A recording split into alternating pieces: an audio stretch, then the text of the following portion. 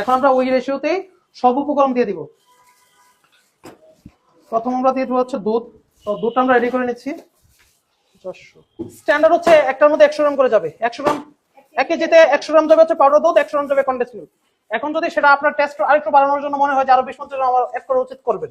সেটা আপনার টেস্ট অনুযায়ী এবং জায়গা অনুযায়ী এবং প্রাইস অনুযায়ী সেটা আপনার রেসিপিতে একটু 19-20 করতে পারবেন, সেটা অপশনটা আপনাদের হাতে থাকবে। বাট আমরা এখানে খুব বেশি না, মানে 3 কেজিতে 300 গ্রাম দেওয়ার কথা আমরা 350 গ্রামের পরিমাণ দিয়ে দিচ্ছি।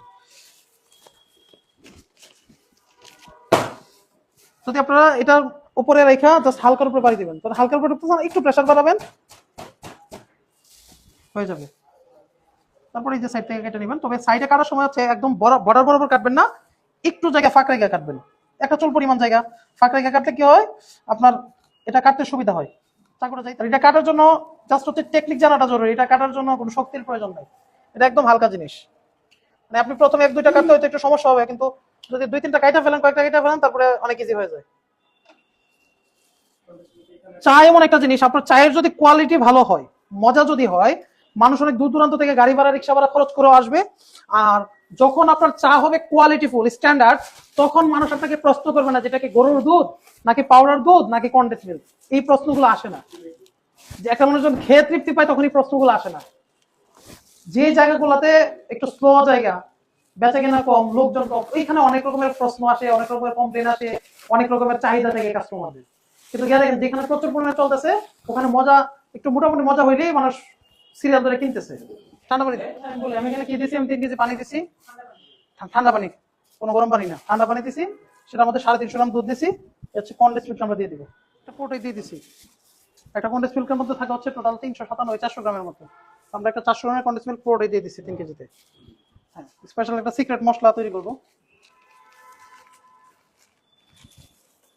এটা আমরা দিব হচ্ছে 1, 2